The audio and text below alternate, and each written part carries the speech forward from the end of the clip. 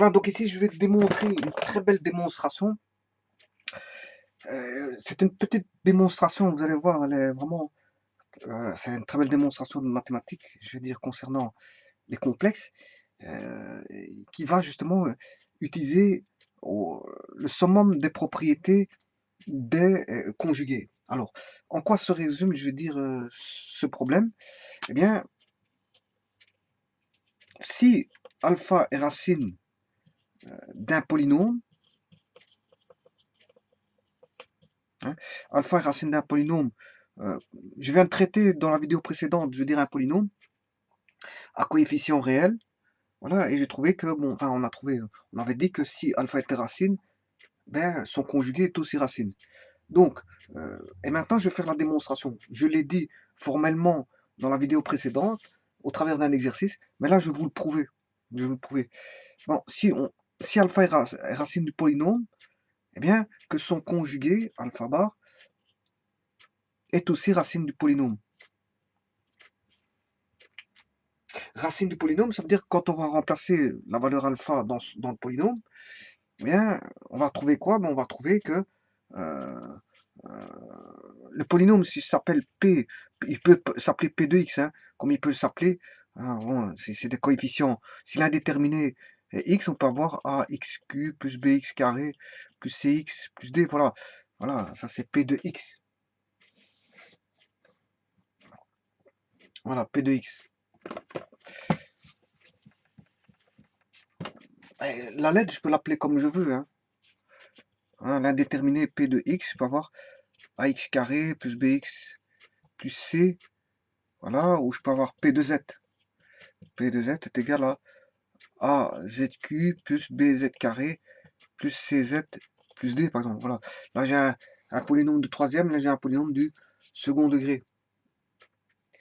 Voilà, un polynôme de second degré, et là, un polynôme de troisième, avec l'indéterminé qui est X ici, l'indéterminé qui est Z. Pourquoi pas, je peux mettre une indéterminée, ce que vous voulez, Y. Hein, je peux avoir K, Z4, Y4, Y4 plus bêta ou K', K', carré plus K seconde. Voilà, par exemple. Je peux écrire ce que je veux, hein, je veux dire, au niveau des coefficients, les appeler comme je veux. Voilà. Au niveau des indéterminés et aussi des coefficients. Par exemple, on va dire. Donc ici, j'utilisais les lettres x, y, z. Je parlais de t, la variable t, l'indéterminé t. Voilà, alpha t cube plus bêta carré t carré plus gamma racine carrée de gamma. Voilà, t. Voilà, l'indéterminé ici c'est t. Voilà, et ça, voilà, ce sont des polynômes. Il y a une vidéo qui exprime qu'est-ce que c'est que les polynômes. J'avais bien expliqué tout ça. Bon, je ne reviens plus là-dessus. Bien sûr, c'était une vidéo concernant les polynômes à une indéterminée, et je verrai, je veux dire, à l'avenir, les polynômes à plusieurs indéterminés. Voilà, bon là, il n'y a qu'une seule indéterminée. Ici, elle s'appelle x, là, il s'appelle z, là, il s'appelle y, là, il s'appelle t. Voilà. Maintenant, si je remplace x par une valeur, là, ça, c'est une expression générale. Pour avoir une expression particulière et qui vaut exactement un nombre, là, à ce moment-là, je mets un nombre là-dedans. Par exemple, je vais appeler x égale, je sais pas moi, x égale 3. Voilà. Donc là, à ce moment-là, c'est plus x. On aura 3 au carré, puisque x vaut 3, 3 au carré, x vaut 3. Voilà. Et je calcule ceci qui fait un nombre que je vais appeler grand K, par exemple. Ok, bien sûr qu'il y a un nombre appartenant à R. Soit dit en passant, ABC appartient à R, A, B, C, D appartient à R, K, K', K seconde appartient à R, alpha, bêta carré, racine carrée, gamma appartiennent tous à R. Donc on a bien des polynômes ici qui sont à coefficients. Les coefficients, c'est ce qui se trouve à côté des indéterminés, hein. Ce qui se trouve à côté des indéterminés. Les indéterminés sont les lettres, je veux dire, X, Y, Z étaient dans ce cas-ci.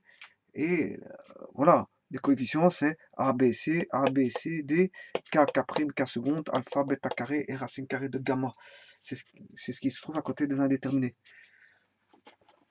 Voilà, c'est ce qui multiplie l'indéterminé en fait. Voilà, donc j'avais expliqué ça dans une vidéo, ce que c'est qu'un polynôme. Et voilà, ici je peux remplacer z par exemple par une valeur particulière, moins 1, voilà, ou moins 1 plus i. Ouais, parce que là je peux mettre moins 1 plus i. Je peux mettre un complexe. Alors ici il faut remplacer z par moins 1 plus i. Donc il faudra faire moins 1 plus i au cube, moins 1 plus i au carré, plus moins 1 plus i. Et là, bien sûr, il y a le plus d. Ouais, et ça appartiendra, dire, au complexe. Parce que bon, au complexe ou à R. Ça dépend. Hein, si l'imaginaire s'élimine, ben, il ne restera plus qu'un réel.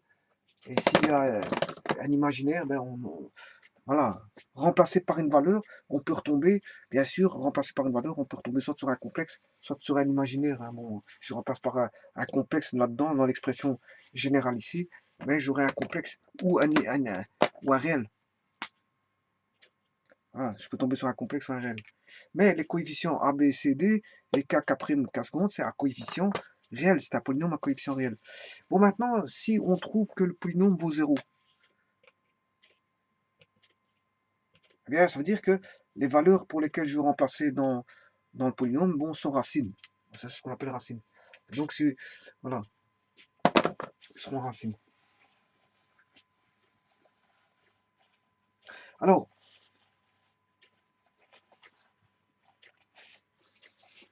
ici, si je remplace par moins 1 plus i, s'il est racine, par exemple, s'il devait être racine de ceci, eh bien, j'avais dit dans une autre vidéo, la vidéo juste précédente, que moins 1, moins i,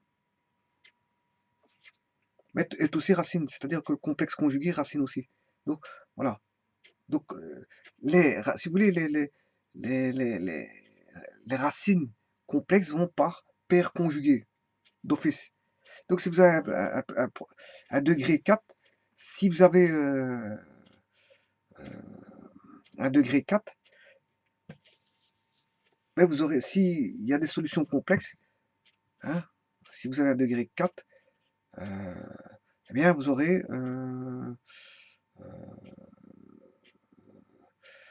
vous pouvez avoir Z1, Z bar, Z1 bar et Z2, Z2 bar. Voilà. Parce que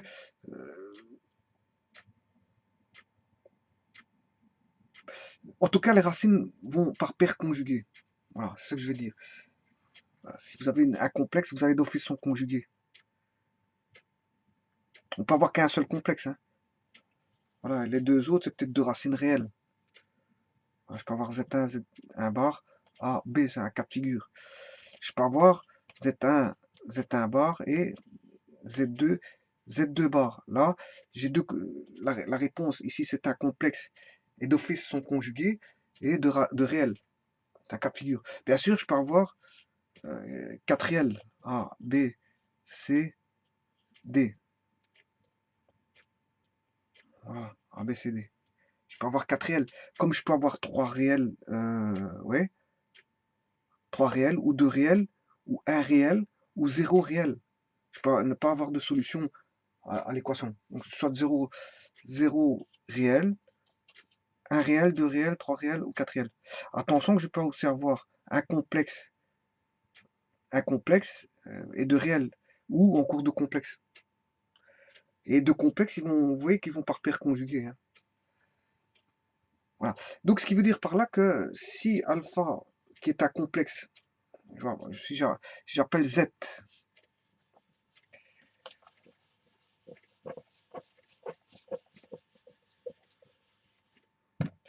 si z est racine, qui est un complexe A plus BJ, ou A plus BI, hein, peu importe si vous appelez l'imaginaire I ou J, ça dépend, eh bien, que son complexe conjugué vaudra A moins BJ.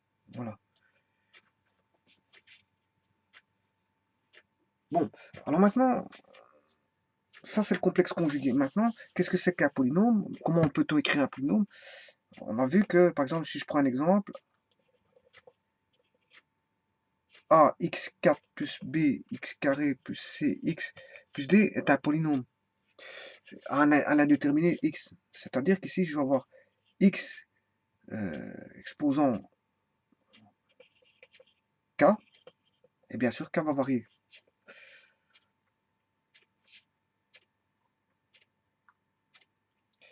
Et ce k peut varier, bon,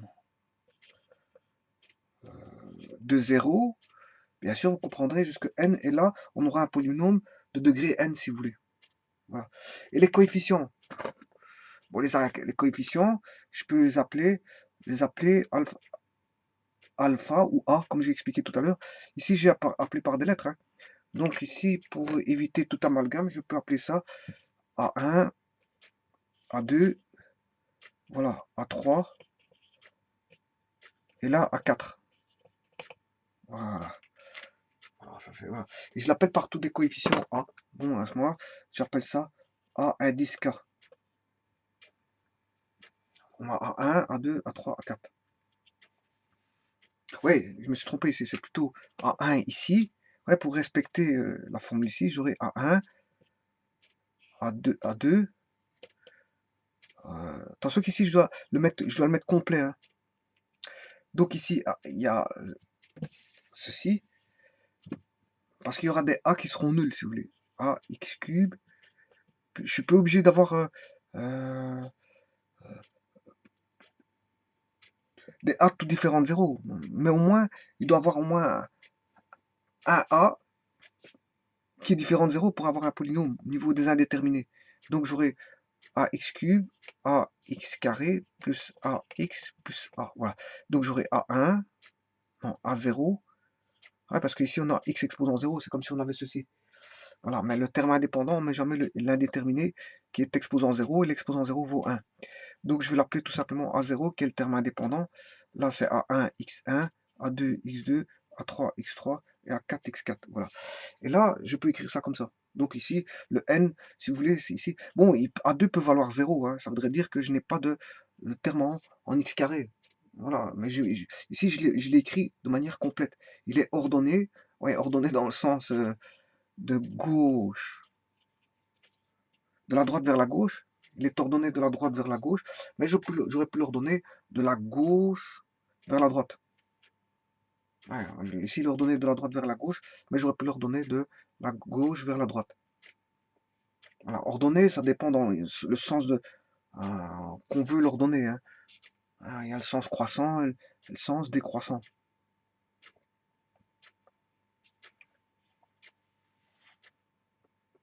Ici, on va dans le sens décroissant des degrés.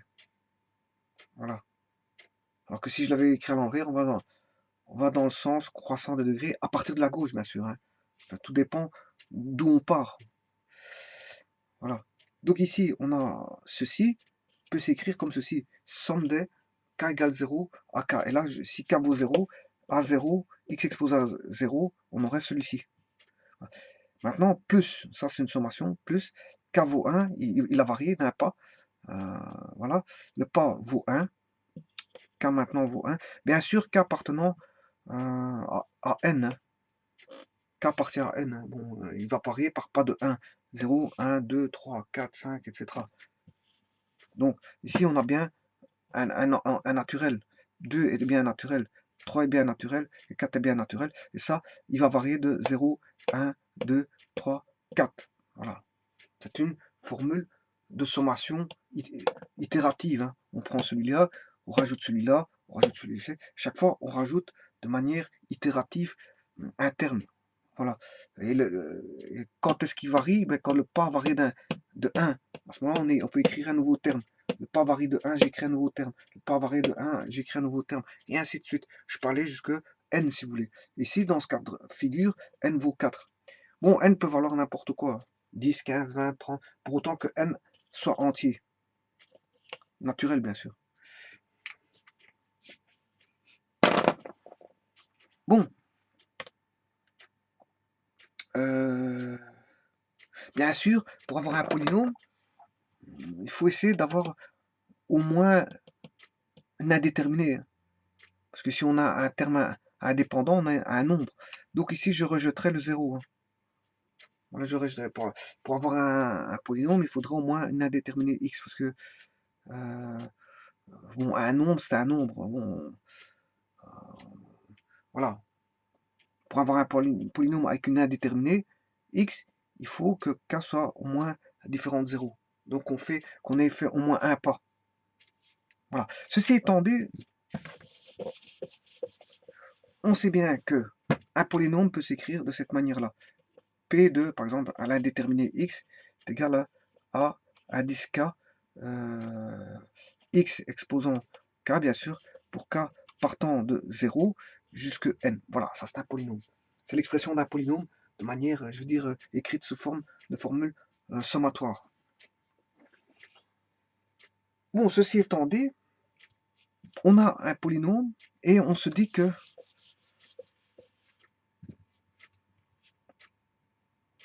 x, je vais l'appeler z, z est racine. Voilà. Z est un complexe. Voilà. Z appartient à C. Alors, si je fais P de Z, Z c'est un nombre, hein, un nombre complexe. Voilà, P de Z, ben on a, si vous voulez, K qui va varier de 0, que devient le polynôme, à indice K. Voilà, et là, cette fois-ci, comme le X vaut Z, eh bien, je dois remplacer le X par Z. Donc, j'aurai ZK. Attention, ici, Z, c'est pas une variable. Hein. Z, c'est un nombre complexe. Je viens de le dire ici. C'est pas une variable. Ou tout à l'heure, X est bien une variable. X est une indéterminée. Z ici n'est pas une indéterminée. C'est un nombre complexe qui vaut A plus BJ. Voilà. Alors, ici, si on se dit que Z est racine, donc égale 0, s'il vérifie ceci, s'il est racine, ben, à ce moment-là, on aura X égale Z bar, qui est aussi racine. Et ça, c'est ça que je vais démontrer.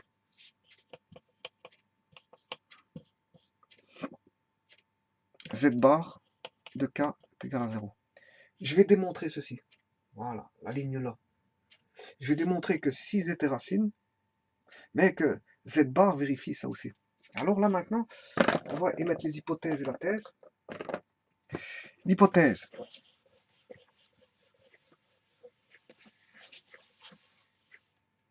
Hypothèse, on va mettre l'hypothèse. Soit P de X, un polynôme à coefficient réel. Un polynôme à coefficient réel. C'est-à-dire que je viens de décrire. Ouais, j'avais oublié quelque chose, je vais le dire de toute façon ici. Je peux écrire ça comme ça. K égale 0 jusqu'à n à k. Là, on a polynôme P de x, hein, coefficient réel, à k. Et alors ici, je vais mettre x exposant k. Voilà. Ça, c'est un polynôme à coefficient réel. Mais pour dire qu'il a coefficient réel, j'ai oublié de dire que AK appartient bien sûr à R. Ouais, parce que pour dire qu'il a coefficient réel, il n'est pas coefficient complexe. Voilà, c'est ça que je veux dire. Il a coefficient réel. Donc tous les coefficients ici sont réels. Bon, et quand il a un coefficient réel, la thèse, c'est de dire quoi? Si Z est racine, alors son conjugué est aussi racine.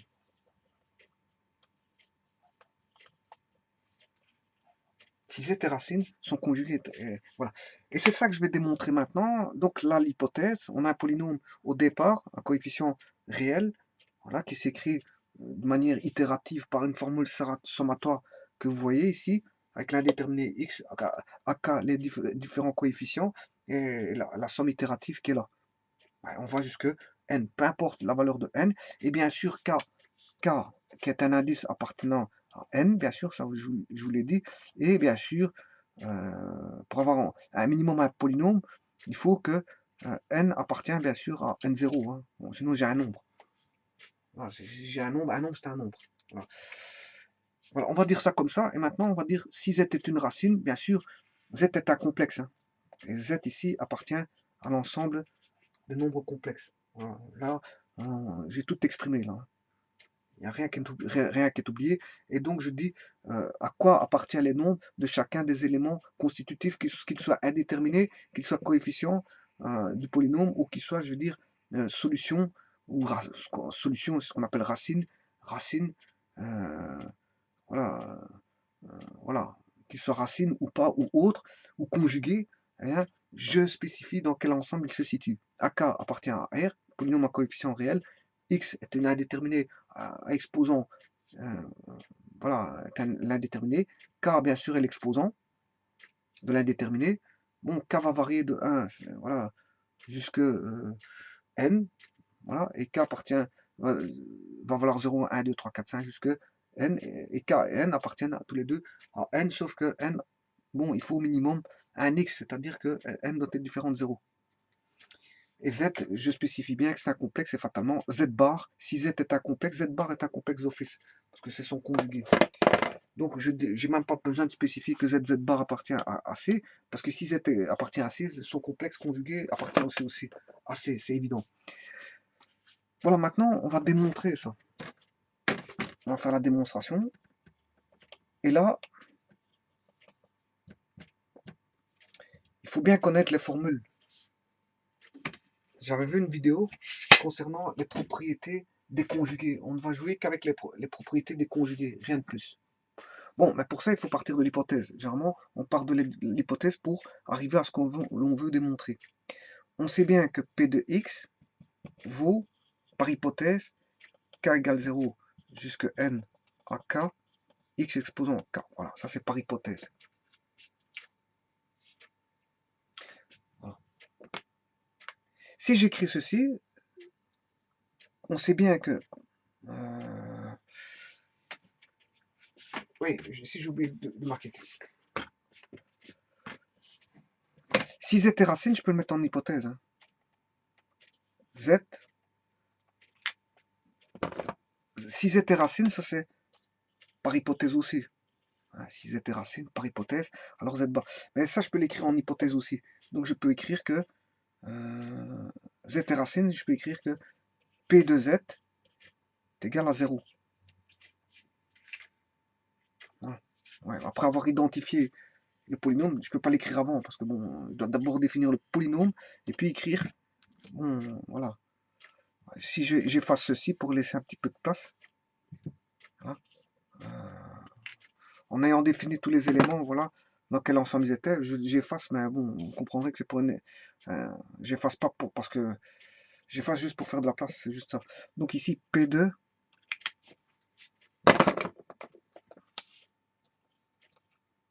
P de Z, bien sûr Z appartient à C, il est là, P de Z égale 0. Voilà, ça ce sont les hypothèses. 1 et 2. Voilà. Alors, si Z est racine, oui, par hypothèse, eh bien, Z bar le sera aussi. Et c'est ça que je vais faire ma démonstration. Z bar est racine, ça veut dire que P de Z bar est égal à 0. Bon, si Z est racine, c'est comme ça qu'on écrit une racine. Hein. Il vérifie le polynôme vaut 0, les solutions. Donc si P de Z égale 0, ben, il faut démontrer que P de Z bar égale 0. Alors, ici, on a P de X, je l'ai montré. Ça, c'est P de X. Voilà. C'est la matière pour laquelle j'ai au départ. J'ai un polynôme. Hein, au départ, on a un polynôme. On démarre à partir d'un contenu. Le contenu, c'est ce polynôme. Maintenant, je vais dire que je vais prendre la deuxième hypothèse. Voilà, on a un contenu. À partir de ce contenu, je dis que z est racine de ce polynôme. Donc, je vais faire P de z égale 0. Alors, x vaut combien ici? X vaut z. X vaut z. Voilà. Et bien sûr, donc ici, je vais remplacer x par z, voilà, est égal à 0. Voilà. Ça, attention que ça reste, ce n'est que l'hypothèse. Hein. C'est que, tout simplement, j'ai écrit ceci combiné à ceci. D'abord, on a un contenu et je remplace ceci pour particulariser cette formulation générale. Ça, c'est une formulation générale de polynôme. Et ça, je particularise en mettant un x égale z. Hein, et ce polynôme vaudra 0 si je mets x égale z. Et si ça vaut 0, ben, il est racine. Il est solution de l'équation. Voilà. Donc, ça, c'est par hypothèse. Je n'ai rien fait d'autre. Bon, alors maintenant, on va démarrer. Je vais juste mettre ceci entre parenthèses pour l'usage des propriétés, pour pas faire de confusion. Voilà. Je n'ai rien changé d'autre, j'ai juste mis une parenthèse sur le nombre complexe z. Bon, qu'est-ce qu'on peut dire? On sait bien que c'est un polynôme à coefficient réel, AK, appartenant à R.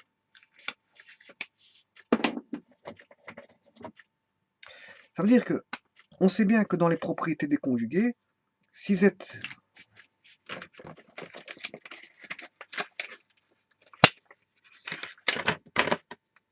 dans les propriétés des conjugués,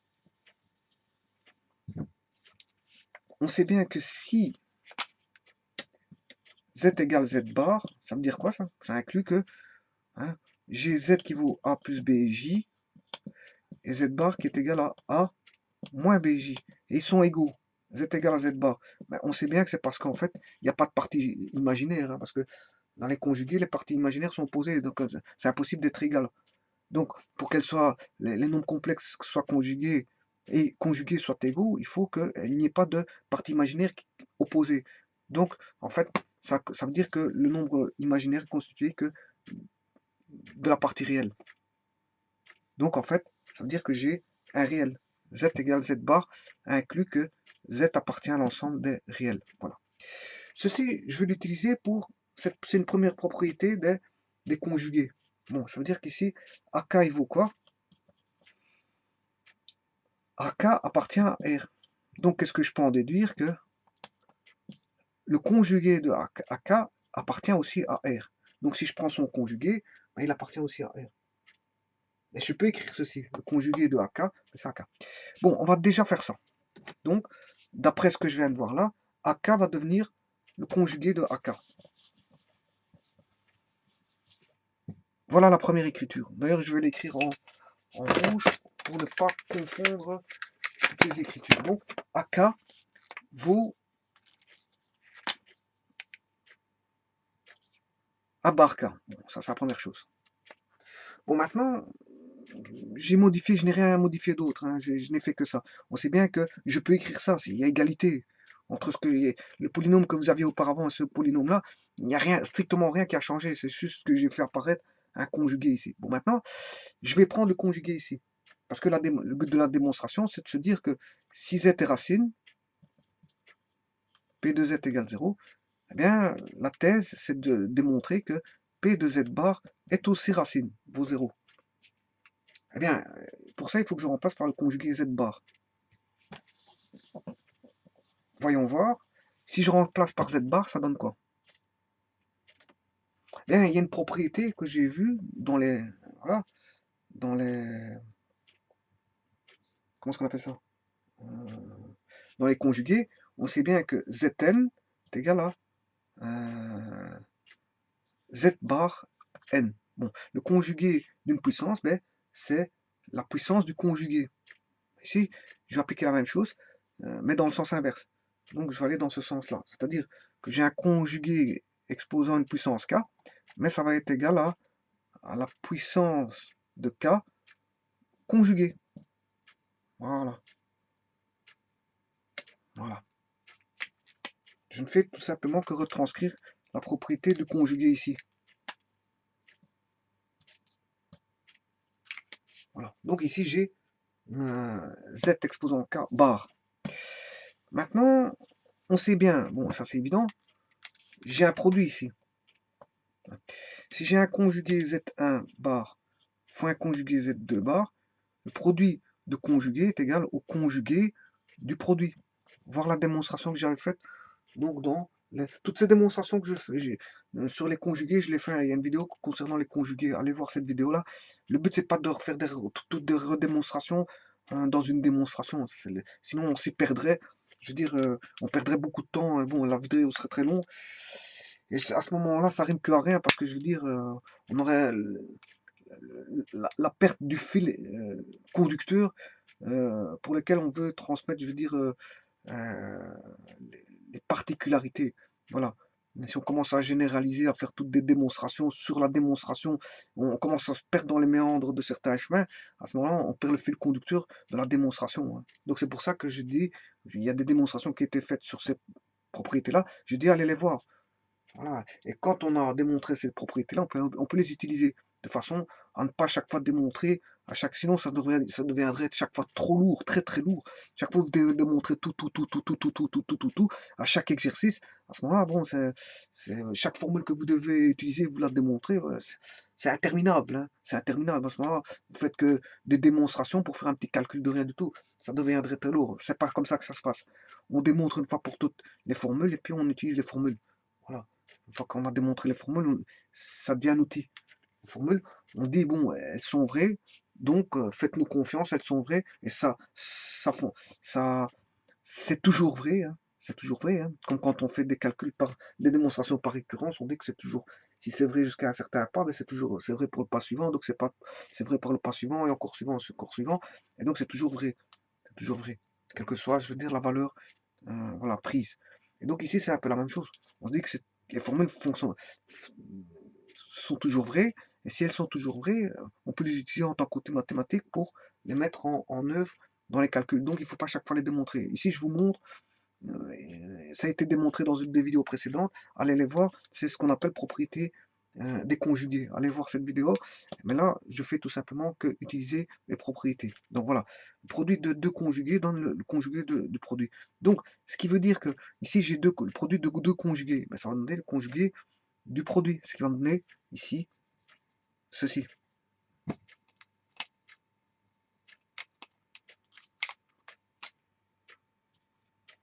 Voilà.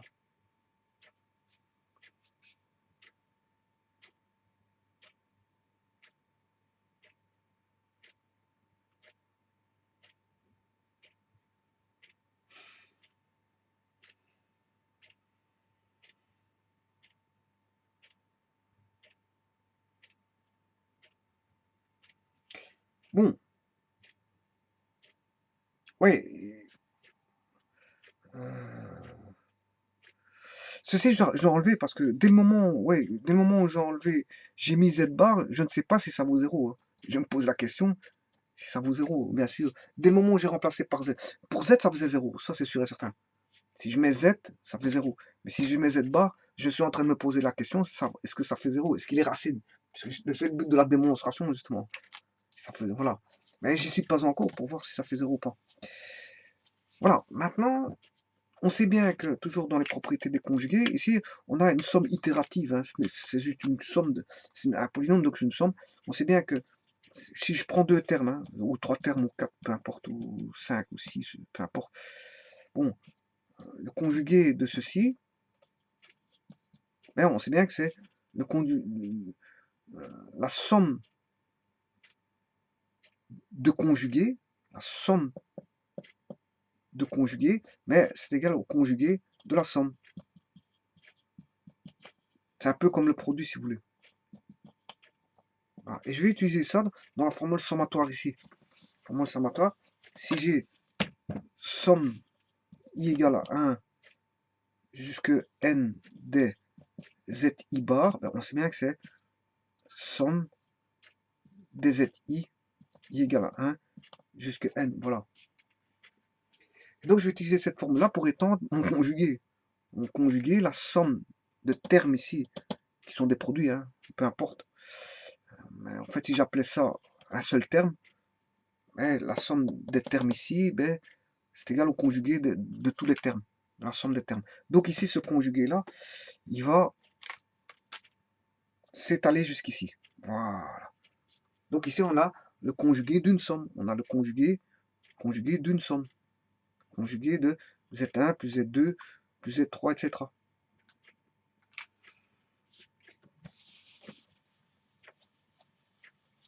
Et bien là, on voit tout de suite ce qui apparaît. Qu'est-ce qui apparaît ici?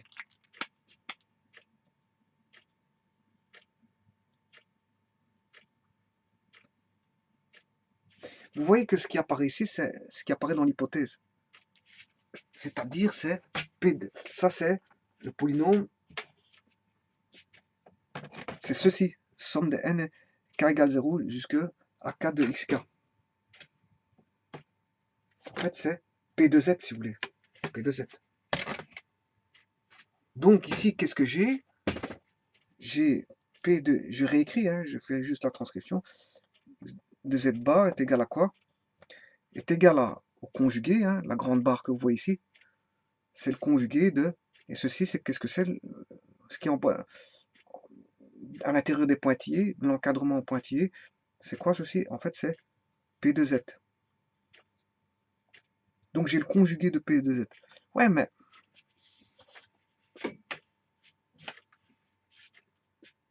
on sait bien que P de z vaut 0, par hypothèse. Donc, j'aurai le conjugué de 0. Parce que P de z vaut 0. Mais je dois prendre le conjugué, bien sûr. Et le conjugué de 0, ça fait quoi? Ça fait 0. Pourquoi? Parce que 0 est un réel. C'est bien que le conjugué d'un réel, ben, ça fait le nombre réel tout court. Hein. Conjugué de 2, ben c'est 2. Conjugué de 3, c'est 3. Conjugué de 0, c'est 0.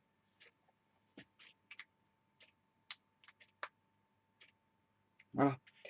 Donc maintenant, ce qui veut dire que, qu'est-ce qu'on en fait ici? L'écriture là, si je mets l'écriture x égale z bar, et que j'écris directement par omission de l'égalité ici, je vais écrire par abus, hein, c'est un petit abus, mais bon, c'est pas grave, on comprend. P de z bar est égal à 0. D'après ceci, P de 0 est égal à 0. Voilà, donc,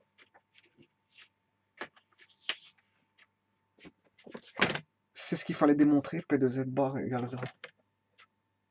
Dans la thèse, c'est ce qu'il fallait démontrer, P de z bar égale 0.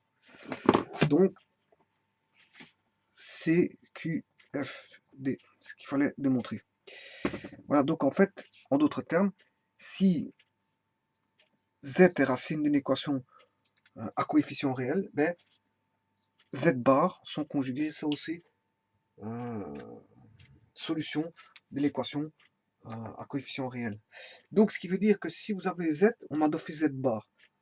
Donc, si k est pair, donc ça veut dire que si on a des complexes, ils vont se combiner par paire. Combiner par paire, de racines paires. Voilà. Donc, si j'ai deux solutions, ben, complexes, mais j'aurai d'office deux solutions plus leurs deux conjugués. Si j'ai trois solutions complexes, mais j'aurai les trois solutions complexes distinctes et leurs trois conjugués. Donc, si j'ai trois racines complexes distinctes, ben, fatalement, j'aurai leurs conjugués, ce qui fait 6. En trouvant trois racines, j'en trouve 6. Donc, quand on a des complexes comme racines, le fait d'en trouver une, on a directement une deuxième. Si j'en ai n de racines complexes, ben, j'aurai combien de solutions? 2n. Voilà, ce sera 2n. Si j'ai 4 racines complexes distinctes, ben, j'aurai 8 racines complexes, puisqu'il faut tenir compte de chacun de leurs conjugués. Donc, parce qu'elles vont par paire. Donc, il faut faire x2. Quand je connais le nombre de les racines complexes, ben, je connais. D'où l'exercice précédent. L'exercice précédent, je connaissais un complexe. C'était une bête équation de second degré. Voilà, elle était simple. Non, c'était du quatrième degré. Quatrième. Voilà, c'était une équation de quatrième degré. C'est l'exercice précédent, la vidéo précédente. C'était une équation de quatrième degré. Il fallait chercher des coefficients A, B, C, D, hein, qui étaient ax4 plus bx carré plus bxq plus cx carré plus dx plus dx. On avait ax4 plus bx. Non, on avait, si vous voulez, le polynôme, c'était ça. A, x. Non. C'était x4 plus a xq plus cx carré plus dx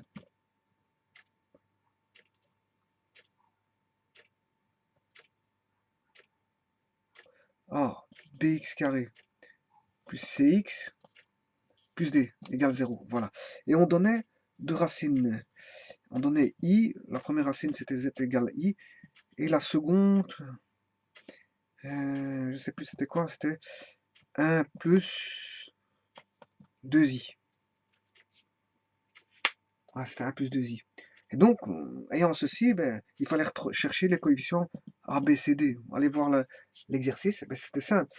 Ayant celui-ci, je peux trouver directement une troisième racine, et en celui-ci, j'ai une quatrième racine, donc 1 moins 2i, voilà. Et après, bien sûr, par factorisation, donc j'écrivais z moins i, z plus i, z moins 1 plus 2i, z fois z moins 1 moins 2i, voilà. Et bien sûr, en multipliant le tout et en identifiant, ben, on trouve facilement, je veux dire, le pivot ABCD.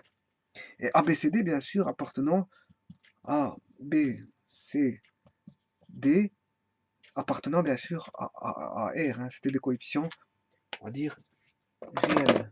Des coefficients réels. Donc, ça répondait bien, je veux dire, à la théorie ici, où les coefficients du polynôme doivent être, je veux dire, réels. Et quand on a un polynôme à coefficient réel, ben, qu'est-ce qui se passe? S'ils étaient racines, ben, sont conjugués et racines aussi. Voilà.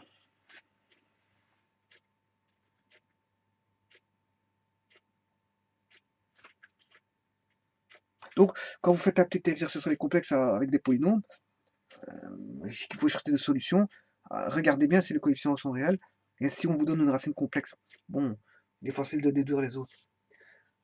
Voilà, je vous remercie beaucoup.